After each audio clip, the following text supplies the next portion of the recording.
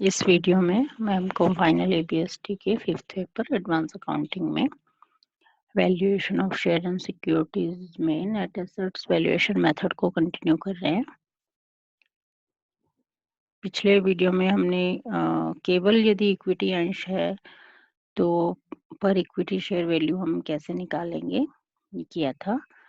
अब नेक्स्ट इसमें जो परिस्थिति है कि यदि पूंजी संरचना में अधिमान अंश भी है और इक्विटी अंश दोनों तरह के अंश हैं तो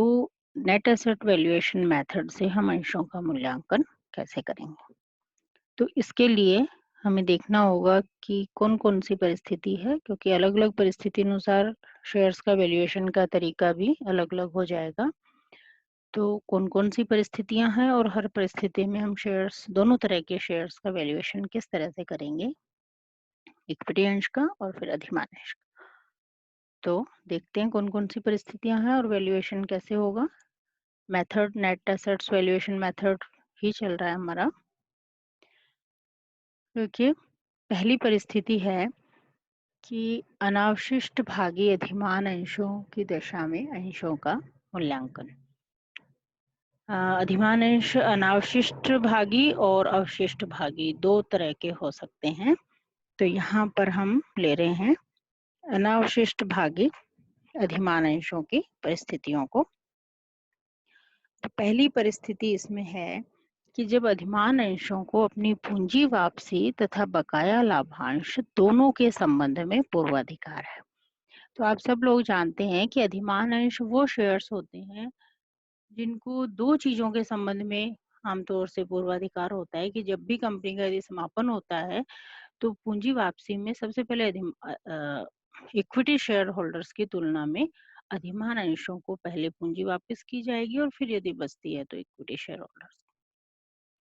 और यदि लाभांश किसी वर्ष लाभ नहीं हुआ है, लाभांश के संबंध में भी उनको पूर्वाधिकार होता है कि पहले अधिमान अंशों को लाभांश मिलेगा उसके बाद इक्विटी अंशों। तो यहाँ पर हम ये परिस्थिति की बात कर रहे हैं कि यदि अधिमान अंशों को पूंजी वापसी का और बकाया लाभांश दोनों के संबंध में पूर्वाधिकार है तो हम नेट एसेट्स मेथड के तहत वैल्यू पर इक्विटी शेयर कैसे निकालेंगे। तो देखिए वैल्यू पर इक्विटी शेयर निकालने के लिए हमारे पास जो नेट एसेट्स अवेलेबल हैं, क्योंकि अधिमान अंशों को दोनों तरह के पूर्वाधिकार है तो हम नेट एसेट्स में से प्रेफरेंस शेयर कैपिटल को भी घटा देंगे और यदि प्रेफरेंस शेयर का कोई डिविडेंड एरियर है उस तिथि तक का तो वो भी घटा देंगे। उसके बाद जो नेट एसेट्स बचेंगी उसमें नंबर ऑफ इक्विटी शेयर्स का भाग देंगे तो वैल्यू पर इक्विटी शेयर आ जाएगी। तो क्योंकि दोनों का उनको पूर्वाधिकार है इसलिए हमने दोनों चीजें लेस कर दी नेट एसेट्स में से और नंबर ऑफ इक्विटी शेयर हमने कैलकुलेट कर लिया।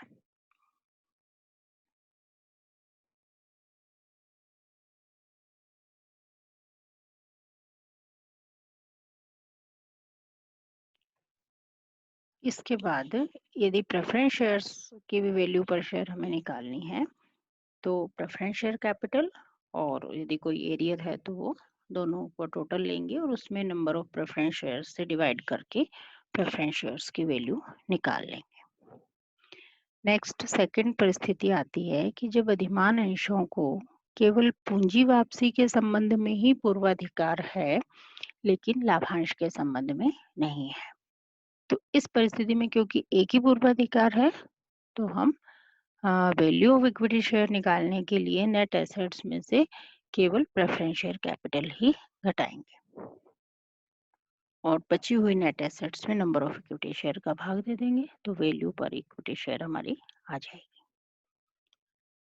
अब इसके बाद जब प्रेफरेंस शेयर्स की वैल्यू हमें निकालनी है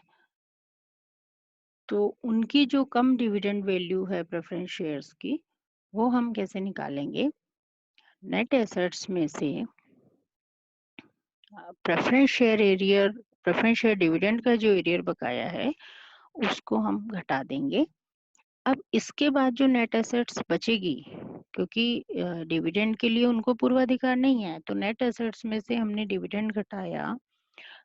क्योंकि दायित्व तो है ही कंपनी का ये, तो हम नेट एसेट्स में से इसको घटा देंगे। अब जो बची हुई एसेट्स हैं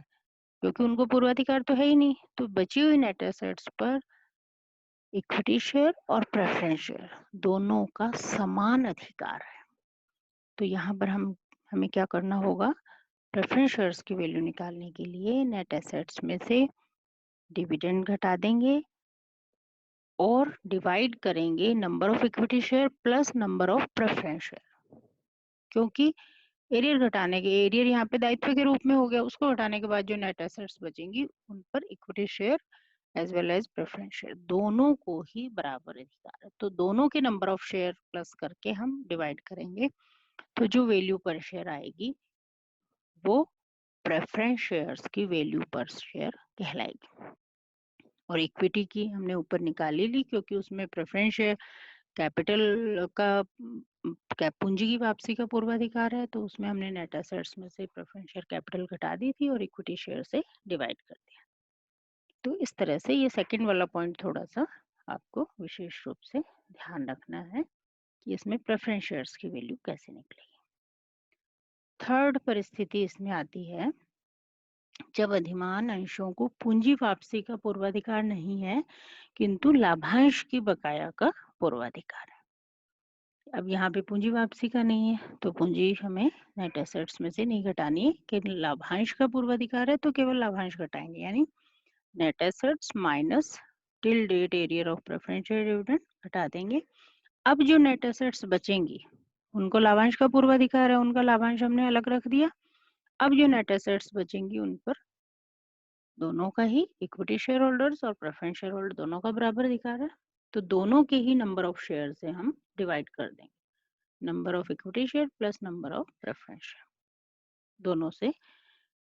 डिविडेंड घटा करके नेट एसेट्स को डिवाइड कर देंगे, तो ये वैल्यू पर इक्विटी शेयर आ जाएगी। अब प्रेफरेंस शेयर्स का इसी परिस्थिति में कैसे निकालेंगे, जो ऊपर हमने वैल्यू कैलकुलेट की है इक्विटी शेयर की, तो वो दोनों के लिए सेम आ रही है, प्रेफरेंस शेयर इक्विटी शेयर, तो वो वैल्यू तो है ही है प्रेफरेंस शेयर के लिए, प्लस क्योंकि उनको डिविडेंड का पूर्वाधिकार है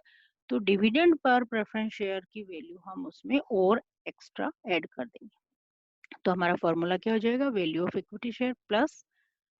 dividend upon number of preference share. तो जितनी डिविडेंड का उनको पूर्वाधिकार है उतनी वैल्यू इक्विटी शेयर की वैल्यू में और जोड़ देंगे, तो वो प्रेफरेंस शेयर की वैल्यू आ जाएगी। फोर्थ इसमें है जब अधिमान अंशों को पूंजी वापसी तथा लाभांश की बकाया दोनों के ही संबंध में पूर्वाधिकार नहीं है। तो जब दोनों के संबंध में ही पूर्वाधिकार नहीं है तो सिंपल है कि जो नेट एसेट्स हैं वो दोनों के लिए समान रूप से हैं, तो यहाँ पे वैल्यू ऑफ इक्विटी और प्रेफरेंस शेयर जो है समान आएंगी और फॉर्मूला रहेगा net assets divided by number of equity share plus number of preference, दोनों के शेयर से हम इसको भाग दे देंगे। तो यदि दोनों की अंकित मूल्य सेम है तब तो इस फार्मूले से हम कर ही देंगे, लेकिन ऐसा हो सकता है कि समता अंशों का और अधिमान अंशों का अंकित मूल्य अलग अलग हो, तो उस कंडीशन में जो भी दोनों की पेड अप वैल्यू है उस शुद्ध संपत्तियों को, नेट एसेट्स को हम उन दोनों के रेशो में अलग अलग बांट देंगे, दोनों का हिस्सा अलग अलग कर देंगे और जितना जितना हिस्सा जिसका आएगा उसमें number of share, equity share के हिस्से में नंबर ऑफ इक्विटी शेयर का भाग दे देंगे, उनकी वैल्यू आ जाएगी, और प्रेफरेंस शेयर्स का जो हिस्सा आएगा उसमें नंबर ऑफ प्रेफरेंस शेयर का भाग दे देंगे, उनकी वैल्यू आ जाएगी। तो इस तरह से ये चार परिस्थितियां हो सकती हैं, तब हमें इस तरह से शेयर्स का वैल्यूएशन करना है। इसके अलावा जो मैंने बताया था आपको कि एक परिस्थिति और हो सकती है, वो है कि यदि अवशिष्ट भागी हैं, अधिमान अंश अवशिष्ट भागी हैं, तो उस कंडीशन में हम अंशों का मूल्यांकन किस तरह से करेंगे। तो अवशिष्ट भागी का पहले तो थोड़ा मीनिंग समझिए आप। अवशिष्ट भागी का ये मतलब होता है कि अधिमान अंशों को हमने लाभांश दे दिया, उसके बाद हमने समता अंशों पर भी लाभांश दे दिया एक निश्चित दर से, उसके पश्चात भी यदि लाभ बचता है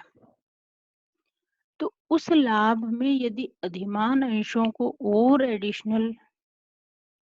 प्रॉफिट में हिस्सा दिया जाता है,